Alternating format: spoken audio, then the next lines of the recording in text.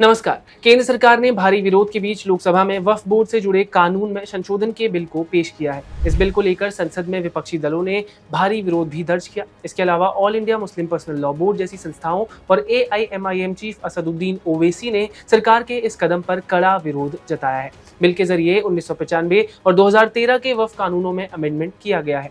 इस बिल में 1995 के वक्फ कानून का नाम बदलकर unified Waqf management empowerment efficiency and development act 1995 रखा गया है। बिल के जरिए पुराने कानूनों में करीब 40 बदलाव किए गए हैं। बिल में कहा गया है कि 1995 और 2013 के कानूनों के बावजूद राज्य वक्फ बोर्ड के कामकाज में कोई खास सुधार देखने को नहीं मिला और वक्फ प्रॉपर्टी मैनेजमेंट और ऑपरेशंस में ट्रांसपेरेंसी का भी अभाव देखने को मिला था। तो बिल में हुए इन संशोधनों का विरोध क्यों हो रहा है, ये जानने से पहले पॉइंट्स पर समझते हैं कि क्या क्या बड़े बदलाव केंद्र सरकार ने इस बिल में किए हैं। बिल में वक्फ शब्द को कम से कम 5 सालों से इस्लाम का पालन करने वाले व्यक्ति और ऐसी संपत्ति के मालिकाना हक वाले व्यक्ति द्वारा स्पष्ट रूप से परिभाषित करने की बात कही है। अब तक अधिनियम में वक्फ में मुस्लिम कानून के अनुसार मान्यता प्राप्त अलग अलग तरह के वक्फ शामिल थे, लेकिन बिल में जो व्यक्ति कम से कम 5 साल से मुस्लिम धर्म का पालन कर रहा है वही अब अपनी संपत्ति को वक्फ को दान कर सकेगा।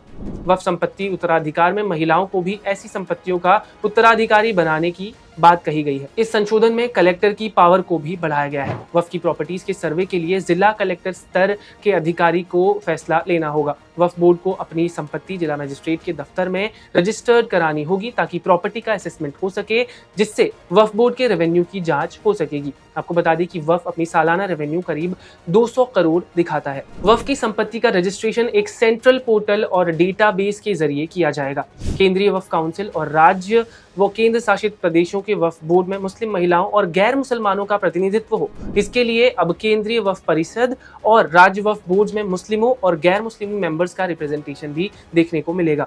वक्फ परिषद में केंद्रीय मंत्री, 3 सांसद, मुस्लिम संगठनों के 3 नॉमिनीज, मुस्लिम कानूनों के 3 जानकार, सुप्रीम कोर्ट या फिर हाई कोर्ट के 2 फॉर्मर जजेस, एक फेमस वकील, नेशनली रिनाउंड 4 लोग, भारत सरकार के अतिरिक्त या संयुक्त सचिव आदि शामिल होंगे। इनमें कम से कम 2 महिलाओं का रिप्रेजेंटेशन होना जरूरी होगा। बोर्ड में मुस्लिम समुदायों में शिया, सुन्नी, बोहरा, आगा खानी और अन्य पिछड़े वर्गों का रिप्रेजेंटेशन भी रहेगा। इसके अलावा वक्फ बोर्ड के फैसलों के खिलाफ अब हाई कोर्ट में भी अपील की जा सकती है। ये प्रावधान इससे पहले वाले कानून में नहीं था। इस बिल को लेकर विवाद का सबसे बड़ा जो पॉइंट है वो प्रॉपर्टी है।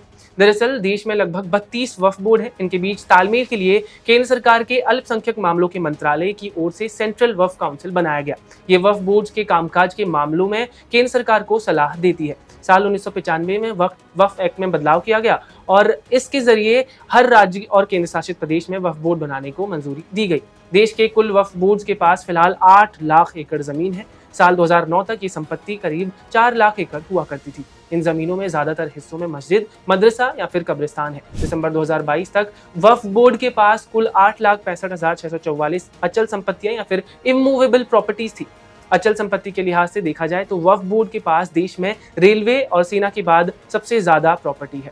अब इसके लिए जो एग्जिस्टिंग लॉ है उसके तहत सरकार, फिर चाहे वो केंद्र सरकार हो या फिर राज्य सरकार और इवन कोर्ट भी प्रॉपर्टी डिस्प्यूट के मामले में इंटरवीन नहीं कर सकती। अगर किसी जमीन को लेकर कोई विवाद होता है तो उसे साबित करने की जिम्मेदारी वक्फ बोर्ड की नहीं बल्कि दूसरी पार्टी की होती है। बोर्ड को अपना मालिकाना हक साबित करने के लिए किसी भी तरह के सबूत या फिर डॉक्यूमेंट्स नहीं देने होते। इस बिल को लेकर विपक्ष ने भारी विरोध दर्ज किया है। कांग्रेस नेता केसी वेणुगोपाल ने इस बिल को आगामी महाराष्ट्र और हरियाणा के चुनाव से जोड़ते हुए कहा, हर मस्जिद में विवाद है जहां कोई काम नहीं है। आपका मूल विचार समुदायों के बीच नफरत और गुस्सा पैदा करना है, हर जगह हिंसा करना है। AIMIM चीफ असदुद्दीन ओवैसी ने कहा, यह विधेयक न्यायपालिका के सभी सिद्धांतों का उल्लंघन करता है। सरकार वक्फ बोर्ड के प्रबंधन पर प्रतिबंध लगा रही है। हिंदू बोर्ड को प्रथा और रीति रिवाज से मान्यता प्राप्त है। आप मुझे प्रार्थना करने से रोक रहे हैं। बिल पर चर्चा करते हुए केंद्रीय मंत्री किरेन रिजिजू ने कहा कि वक्फ बोर्ड पर माफियाओं का कब्जा है। ये कानून पारदर्शिता लाने के लिए बनाया जा रहा है। विपक्ष इसकी तुलना मंदिरों से कर रहा है। वो मुख्य मुद्दों से ध्यान भटकाना चाह रहे हैं। आपका इस पूरे मामले को लेकर क्या कहना है, हमें कमेंट करके जरूर बताएं। धन्यवाद।